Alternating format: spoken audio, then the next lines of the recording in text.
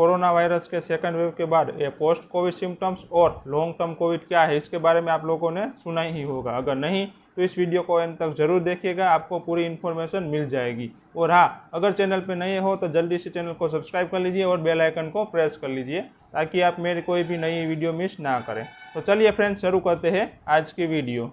Post Covid symptoms और long term Covid क्या है।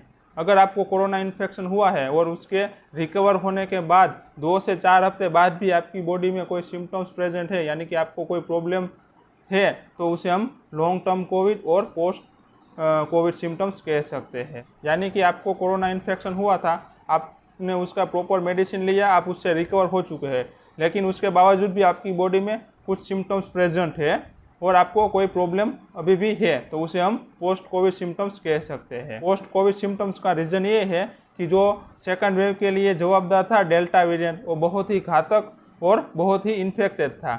उसने हमारी बॉडी को जो भी डैमेज किया है, वो आप कोरोना वायरस से तो रिकवर हो जाते हैं, लेकिन हमारी बॉडी में जो डैमेज हुआ है उसे रिपेयर होने में थोड़ा सा टाइम लगता है, 2 महीने, 3 महीने, 6 महीने, और ये टाइम तक आपकी बॉडी में ये सिम्टम्स प्रेजेंट रहेंगे, जिसे हम पोस्ट कोविड सिम्टम्स और लॉन्ग टर्म कोविड कहते हैं। तो अब हम बात करेंगे ये कौन कौन से सिम्टम्स है जिससे हम पोस्ट कोविड सिम्टम्स और लॉन्ग टर्म कोविड कह सकते हैं। तो पहला एंड मोस्ट इम्पोर्टेंट है डिफ़िकल्टी इन ब्रीथिंग, यानी कि सांस लेने में दिक्कत।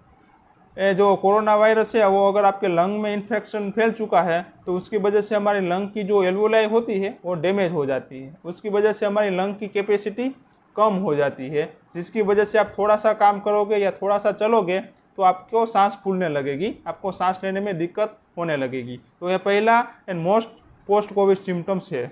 इसके बाद आता है फीवर। कुछ पेशेंट को 2 से 3 महीने तक फीवर रह सकता है और ये फीवर लो ग्रेड रहता है। कुछ पेशेंट को डेली रहता है या कुछ पेशेंट को 3-4 दिन बाद वापस बुखार आ जाता है।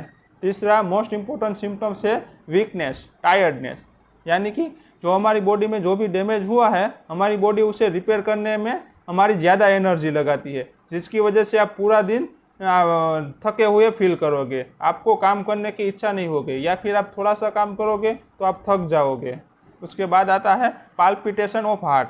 यह कोरोना जो वायरस है वो हमारे हार्ट मसल को भी डैमेज करता है। तो हमारे जो हार्ट मसल डैमेज हुए हैं उसकी वजह से हमारा हार्ट रेट बढ़ने लगता है, जिसकी वजह से आपको पाल्पिटेशन फील होता है, जिसे हम कहते हैं पाल्पिटेशन ऑफ हार्ट। इसके अलावा हमारी जो लंग है उसकी लंग कैपेसिटी घटने की वजह से आपको चेस्ट पेन हो सकता है, आपको चक्कर आ सकते हैं, आपके सिर में दर्द हो सकता है, यानी कि हेडेक हो सकता है, आपके पेट में दर्द हो सकता है। पेट में दर्द होने का रीज़न ये है कि जो हमारा कोरोना वायरस है वो हमारे लीवर और स्प्लीन और किडनी है उसको भी अफेक्ट करता है, जिसकी वजह से वहाँ डैमेज हो जाता है या फिर वहाँ सूजन आ जाती है, जिसकी वजह से आपको एब्डोमिनल पेन भी हो सकता है। और कुछ पेशेंट को हल्की हल्की खांसी भी रहती है 2 से 3 महीने तक, क्योंकि हमारी जो लंग कैपेसिटी है वो कम हो जाती है, जिसकी वजह से सांस लेने में दिक्कत होने की वजह से आपको कफिंग का प्रॉब्लम भी रहता है। इसके अलावा स्लीप प्रॉब्लम भी हो सकते हैं, यानी कि नींद आने में दिक्कत आ सकती है। कोरोना वायरस के इन्फेक्शन लगने के बाद आपकी मेंटल स्ट्रेस बढ़ जाता है और एंजाइटी फील होती है, जिसकी वजह से आपको नींद आने में दिक्कत हो सकती है और आपका लैक ऑफ कॉन्सेंट्रेशन हो जाता है, आपका कॉन्सेंट्रेशन लेवल बिल्कुल ही कम हो जाता है। अगर आपको कोरोना इन्फेक्शन हुआ था और रिकवर होने के बाद इन सारे सिम्टम्स में तो कोई भी 2-3 सिम्टम्स आपकी बॉडी में प्रेजेंट रहते हैं तो हम उसे पोस्ट कोविड सिम्टम्स और लॉन्ग टर्म कोविड कह सकते हैं। तो अब हम बात करेंगे इस पोस्ट कोविड सिम्टम्स और लॉन्ग टर्म कोविड से कैसे बचना है। इससे बचने के लिए हमें कोविड से बचना होगा, क्योंकि अगर आपको कोविड हुआ है तो आपको 6 to 70% चांसेस रहेंगे कि आपको पोस्ट कोविड सिम्टम्स हो या नहीं भी हो। लेकिन अगर आपको इन पोस्ट कोविड सिम्टम्स से बचना है तो आपको कोविड से बचना है, तो उसके लिए आपको वैक्सीनेशन ज़रूर करना चाहिए। अगर अभी तक आपने वैक्सीन नहीं ली है तो जल्दी से जाइए और अपना कोविड वैक्सीन बुक करा लीजिए। आप कोई भी वैक्सीन ले सकते हो जो इंडिया में अवेलेबल है, कोवैक्सीन या कोविशील्ड। ये दोनों वैक्सीन असरकारक है और आपको कोविड से बचाएगा। वैक्सीन लेने के साथ साथ आपको फेशियल मास्क भी यूज़ ज़रूर करना है, क्योंकि जो डेल्टा वेरिएंट है वो बहुत ही डेंजरस वेरिएंट है, और साथ साथ आपको सोशल डिस्टेंसिंग भी मेंटेन रखना है। ये 3 स्टेप अगर आप मेंटेन करोगे तो आप पोस्ट कोविड सिम्टम्स और कोविड से बच सकते हो।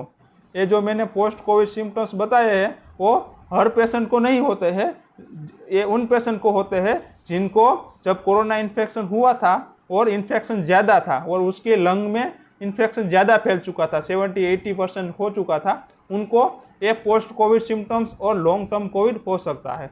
आई होप गाइज आपको ये वीडियो अच्छी लगी है, और हाँ अगर अच्छी लगी है तो जल्दी से वीडियो को लाइक कर दीजिए और अपने फ्रेंड के साथ शेयर कर दीजिए। और हाँ अभी चैनल सब्सक्राइब नहीं किया है तो जल्दी से चैनल को सब्सक्राइब कर लीजिए और बेल आइकन को प्रेस कर लीजिए ताकि आप मेरी कोई भी नई वीडियो मिस ना करें। तो इस वीडियो को पूरा देखने के लिए धन्यवाद। जय हिंद।